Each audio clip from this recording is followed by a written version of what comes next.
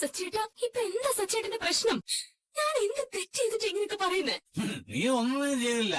നിങ്ങളപ്പോ ഒരുങ്ങി വന്നിരിക്കുകയാണല്ലേ? അല്ല, എന്റെ അച്ഛൻ മര്യാദയ്ക്ക് കിടന്നു പറഞ്ഞത് നീ പിടിക്കുന്നില്ലല്ലേ? നീ ഞാൻ പറഞ്ഞത് കേട്ടില്ല. ഇനി നീ പറയുന്നത് ഞാനും കേൾക്കില്ല. ഇനി ഞാൻ എന്നും കുടിച്ചിട്ടേ വരൂ. ഇങ്ങനെ സച്ചേട്ടനോട് ഇപ്പൊ പറഞ്ഞിട്ടൊരു കാര്യമില്ല. വാ എന്നാലും കഴിക്കാം. എനിക്കൊന്നും വേണ്ട, എന്നെ വിട്ടേ. സച്ചേട്ടൻ സൂക്ഷിച്ച്. ഇതാണ് കൊണ്ടുവച്ചത്. മനുഷ്യൻ നടക്കുന്ന വഴിയിലാണ് കൊണ്ടുവയ്ക്കുന്നത്. സന്തോഷായില്ലോ അമ്മയ്ക്ക്? എല്ലാം അമ്മ വിചാരിച്ചതുപോലെ നടന്നില്ലേ? ഞാൻ ഇതിനേക്കാൾ പ്രതീക്ഷിച്ചിരുന്നു. തിരക്കേടില്ല. നിന്നെ അവനെ വീട്ടിൽ നിന്ന് പുറത്താക്കുന്നു ഞാൻ കരുതി. അത് പിന്നീട് ചെയ്തോളൂ. എടീ, നിന്നെ അവന് ശരിക്കും മനസ്സിലായി. കുറച്ചുനാൾ കുടിക്കാതെ വന്ന അവൻ ഇപ്പതേ പെട്ടെന്ന് കുടിക്കാൻ തുടങ്ങി. അതിന് കാരണം നീ അടി.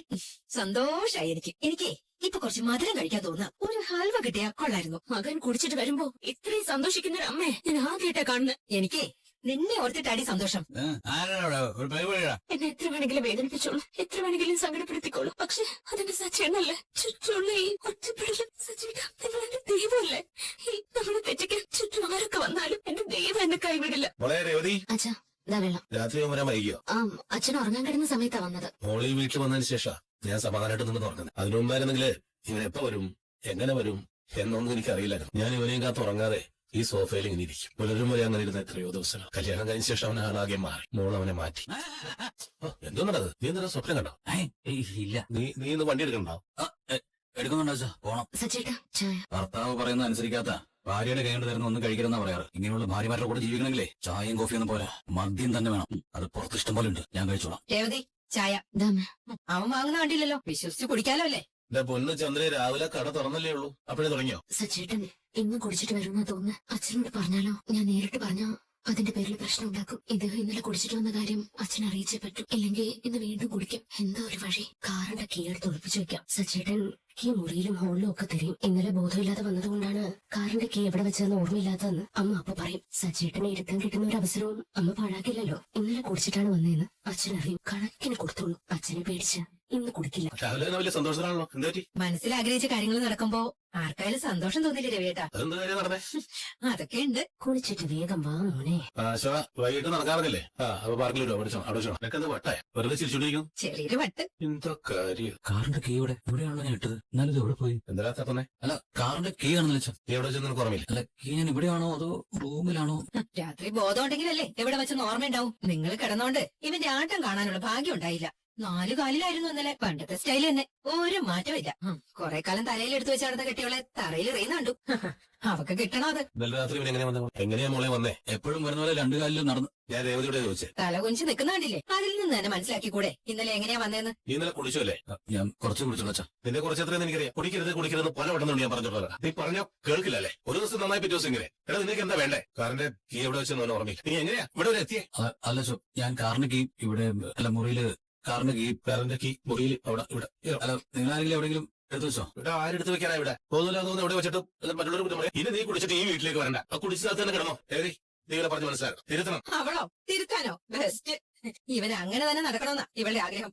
എന്നാലല്ലേ അവള് മനസ്സിൽ വിചാരിച്ച കാര്യങ്ങൾ മുഴുവൻ നടക്കൂ. നീ വായടക്കി. ഇവനിങ്ങോട്ടാ ശരിയാവില്ല. ഇനി ഇവനിങ്ങനെ കുടിച്ചിട്ട് വന്നാലേ മോള് വാതിൽ ഓർക്കരുത്. കുറെ കൂടി സ്ട്രിക്റ്റ് ആണോ? എന്നാലും നന്നാവുള്ളൂ. ശരി അച്ഛാ, ഞാൻ അച്ഛൻ പറഞ്ഞ പോലെ ചെയ്തോളാം. പറഞ്ഞാ പോരാ, ചെയ്യണം. ഇന്നലെ രാത്രി സച്ചേട്ടൻ അടുക്കളയിൽ വന്നായിരുന്നല്ലോ. കാറിന്റെ കീ ഇനി അവിടെ എങ്ങാനും വെച്ചിട്ടുണ്ട്. എന്തായാലും ഞാനൊന്ന് നോക്കട്ടെ. സച്ചേട്ടൻ ഇന്നലെ കീ അടുക്കളയിലാണ് വെച്ചത്. ഇന്നലെ അത് ഞാൻ അടുക്കളയിൽ പോയില്ലോ. നീ അടുക്കളയിൽ പോയില്ലെങ്കിൽ കാറിന്റെ കീ എങ്ങനെ അവിടെ വന്നു? അത് തന്നെ നടന്നു പോയോ? അതിന് ബോധമുണ്ടെങ്കിലല്ലേ എവിടെയൊക്കെ പോയോ എന്തിനെ പോയോ എന്തൊക്കെ പറഞ്ഞു ഓർമ്മയുണ്ടാവുള്ളൂ. ഇന്ന് നീ കാറിന്റെ കീ മറന്നു. നാളെ നീ കാർ കൂടി മറക്കുമല്ലേ? നിർത്തുന്നതിനൊക്കെ നല്ലത്. ഞാൻ പറഞ്ഞേക്കാം. നീ നാളെ കളിയാ. ഞാൻ ബോധമില്ലാതെ ഇന്നലെ രാത്രി വന്നത്. എന്താ നടന്നത് എനിക്ക് നല്ല ഓർമ്മയുണ്ട്. ഞാൻ അടുക്കളയിലേക്ക് വന്നിട്ടേ ഇല്ല. നീ എന്നോട് ഭക്ഷണം കഴിക്കാൻ പറഞ്ഞു, ഞാൻ വേണമെന്ന് പറഞ്ഞു. അവിടെ പോയി കിടന്നു. ഞാൻ ഇവിടെ വന്നിട്ടേ ഇല്ല. എനിക്ക് മനസ്സിലായി. ഞാൻ മുറിയിൽ വെച്ചേക്ക് നീ എടുത്ത് ഇവിടെ ഒളിപ്പിച്ചു വെച്ചു. ഇന്നലെ ഞാൻ കുടിച്ചിട്ടാ വന്നെന്ന് അച്ഛനെ അറിയിക്കാൻ വേണ്ടിട്ടല്ലേ നീ ഇങ്ങനെ ചെയ്തത്? എന്നിട്ട് ഒന്നും അറിയാത്ത പോലെ അഭിനയിക്കുക. നിന്റെ അഭിനയം കൊള്ളാം. സച്ചേട്ടൻ ഇനി കുടിക്കാതിരിക്കാൻ വേണ്ടിയിട്ടാ ഞാൻ അങ്ങനെ ചെയ്ത്. അച്ഛനത് അറിഞ്ഞില്ലെങ്കിൽ സച്ചേട്ടൻ ഇന്നും കുടിച്ചിട്ട് വരും. കുടി തുടങ്ങിയ പിന്നെ നിർത്തത്തേ ഇല്ല. ദിവസം കുടിച്ച ശരീരം പിന്നെ എന്തിനു കൊള്ളാം? ആരോഗ്യമൊക്കെ പോയാ നിർത്തലി നിന്റെ ക്ലാസ്. എന്റെ ഭാര്യ ഞാൻ പറഞ്ഞു കേട്ടില്ല, അനുസരിച്ചില്ല. എന്റെ മനസ്സ് കെട്ടുപോയി. നീ ഇനിയിപ്പോ ശരീരം കേട്ടാലെന്താ? നിങ്ങളാണ് കാർ ബുക്ക് ചെയ്തത്. അതെ, ഒന്ന് മെഡിക്കൽ കോളേജിൽ പോകണം. മാഡം എന്താ മാഡം ചോദിക്കണമെന്ന് കരുതിയതാ. പക്ഷെ മനസ്സങ്ങോട്ട് സമ്മതിക്കുന്നില്ല. എന്തെങ്കിലും പ്രശ്നമുണ്ടോ? അല്ല, എന്തിനാ കരയുന്നേ? പ്രശ്നമൊന്നുമില്ല. പിന്നെന്തിനാ ഇങ്ങനെ അങ്ങോട്ട് കരയുന്നേ? കാർ കയറുന്നതിന് മുന്നേ നിങ്ങൾ കരയുന്നുണ്ടായിരുന്നല്ലോ. ഒന്നുമില്ല. എന്താ മാഡം പ്രശ്നം? എന്നെ കൊണ്ട് പറ്റുന്ന സഹായം ഞാൻ ചെയ്യാം. എന്താന്ന് വെച്ചാൽ പറ. പുറത്തുള്ള ഒരാളായിട്ട് നിങ്ങൾ എന്നെ കാണണ്ട. സ്വന്തം അനിയനാണെന്ന് കരുതിയാൽ മതി. എന്താ പ്രശ്നം? എന്തെങ്കിലും സീരിയസ് ആയിട്ടുള്ള അസുഖം വല്ലതും ഉണ്ടോ? അതുകൊണ്ടാണോ ഹോസ്പിറ്റലിൽ പോകുന്നത്? അസുഖങ്ങളൊന്നുമില്ല. കുടുംബ പ്രശ്നം. ചെറിയ ചെറിയ പ്രശ്നങ്ങളില്ലാത്ത കുടുംബം ഉണ്ടോ? അല്ല, ഇപ്പം ഇങ്ങനെ കരയാൻ മാത്രം എന്താ ഉണ്ടായേ? എന്റെ വീട്ടിൽ നല്ല സുഖമില്ല. മെഡിക്കൽ കോളേജിൽ അഡ്മിറ്റ് ചെയ്തിരിക്കുക. ഏട്ടനെ കാണാനാ ഞാൻ പോകുന്നത്. അദ്ദേഹത്തിന് സീരിയസ് ആണോ? പനി കൂടിയതുകൊണ്ട് അഡ്മിറ്റ് ചെയ്തതാ. ഇപ്പൊ ICU-ല. പേടിക്കൊന്നും വേണ്ട, ശരിയായിക്കോളും. അതിനിങ്ങനെ കരഞ്ഞാലോ? അതല്ല പ്രശ്നം. എന്റെ ഭർത്താവും ഏട്ടനും തമ്മിൽ പരസ്പരം മിണ്ടാറില്ല. കുറച്ച് വർഷങ്ങൾക്ക് മുമ്പ് രണ്ടുപേരും കൂടി വഴക്കിട്ടതാ. അതിനുശേഷം അവര് കാണാറും മിണ്ടാറും ഒന്നുമില്ല.